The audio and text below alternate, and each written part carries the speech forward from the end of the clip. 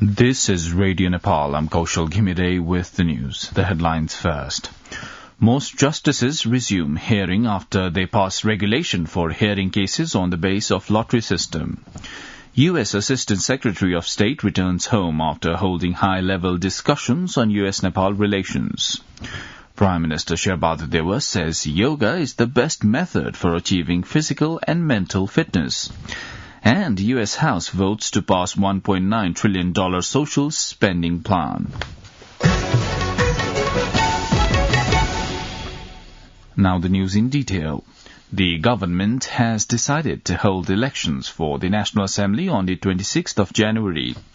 A meeting of the Council of Ministers held on Thursday had decided to hold elections for the 20 seats of the National Assembly that are going to go vacant after the 4th of March.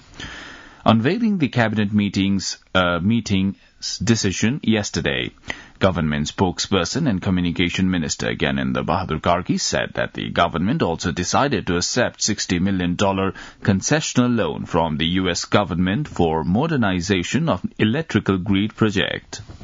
The cabinet meeting also decided to grant theoretical consent for drafting the animal welfare bill and to form committees so as to stop cruel treatment of animals.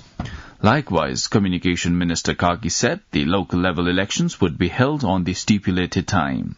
He said the government was conscious about not to leave the local levels without leadership.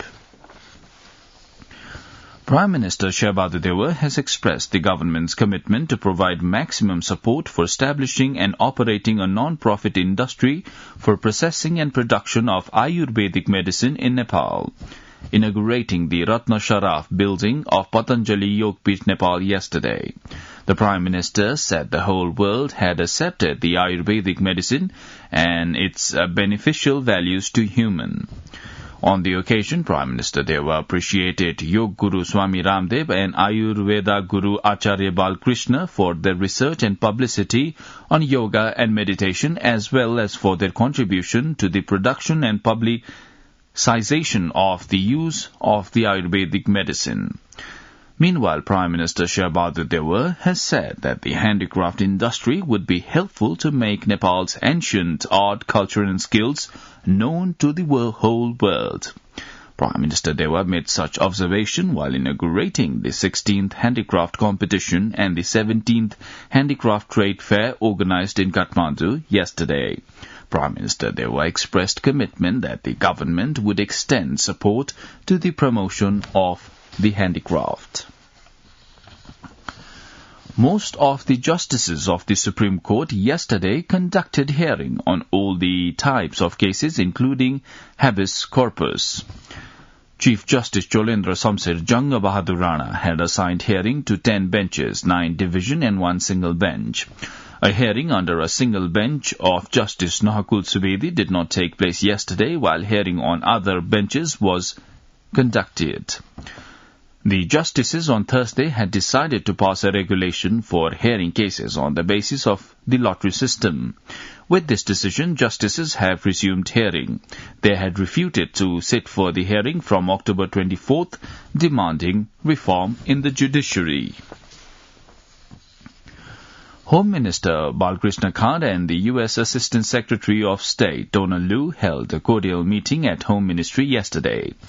The Home Ministry Secretariat informed that matters related to bilateral relations and partnership between Nepal and the United States were discussed during the meeting. The two ministers held a discussion on the collaboration during the COVID-19 pandemic, Nepal's development priorities, and the U.S. assistance to Nepal's social and economic development, among others. On the occasion, U.S. Assistant Secretary Lu was accompanied by U.S. Ambassador to Nepal Randy Berry. The impact of climate change on Nepal's economy and its resolving measures were also discussed during the meeting. Similarly, U.S. Assistant Secretary Lu paid a courtesy call on Minister for Foreign Affairs Dr. Narayan Khadga yesterday itself.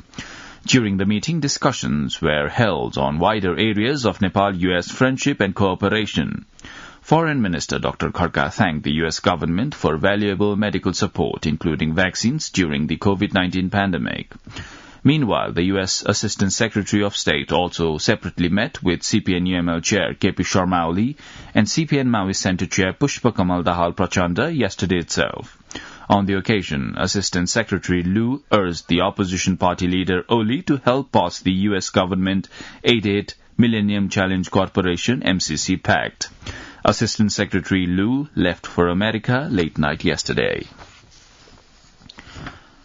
A total of 296 new cases of COVID-19 were reported in Nepal yesterday. According to the Ministry of Health and Population, the number of infections was confirmed while conducting tests of 8,972 samples. Likewise, 369 people recovered from COVID-19 infection yesterday itself. Meanwhile, 5 people died of COVID-19 infection yesterday, taking the corona-related death toll to 11,494 in Nepal so far. Province Assembly Convention of the Nepali Congress under its 14th General Convention began in 61 districts yesterday. The Central Election Committee of the party had started holding province elections in districts where the party had already conducted district conventions. As per the election schedule of the Nepali Congress, the party is holding regional convention on the 22nd of November. Minister for Health and Population Birod Khatiwada says the government is working to ensure the access of COVID-19 vaccine to all citizens. Addressing a 2-day national conference of Nepal Health Professional Federation in Bhaktapur yesterday, Health Minister Khatiwada said the government had agreed to bring 60 million doses of the vaccines, adding that around 10 million people have already received the vaccines. He said the government was in consultation to administer the booster doses of the vaccine as well. You're listening to Radio Nepal's 8 a.m. English News Bulletin. On to some international updates now. Days after Austria imposed a lockdown on the unvaccinated, it has announced a full national COVID-19 lockdown starting on Monday. Austria's Chancellor Alexander Schallenberg said it would last a maximum of 20 days and there would be a legal requirement to get vaccinated from 1st February 2022. He was responding to record case numbers and one of the lowest vaccination levels in Western Europe. Latest figures show the incidence rate has risen to 1,049.9 cases per 100,000 people in the past week, and Health Minister Wolfgang Muckstein said imposing a lockdown was a last resort. A record 15,809 cases were reported in the past 24 hours in Austria, which has a population under 9 million. The U.S. House of Representatives has passed U.S. President Joe Biden's $1.9 trillion Build Back Better Act after facing fierce opposition from the Republicans. The sweeping social spending and climate package is considered a key pillar of Biden's agenda. The vote came after a record-breaking speech from House Minority Leader Kevin McCarthy to delay the vote. The legislation now faces significant hurdle as it heads to the U.S. Senate. The Build Back Better Act would expand Medicare, lower prescription drug costs, and includes funding for universal pre-kindergarten and subsidies for child care. It also includes hundreds of millions of dollars to combat climate change and a provision that would allow the government to give work permits and deportation protection to millions of undocumented immigrants.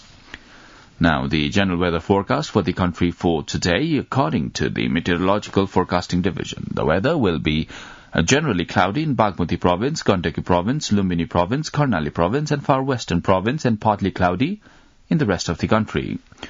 Light rain is likely to occur at 1 or 2 places of Bagmati Province, Gandaki Province, Lumbini Province, Karnali Province, and Sudur Paschim Province.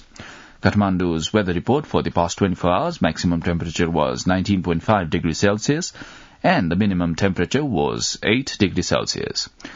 Well, that's all the news we have for this bulletin, but before wrapping up, the headlines once again.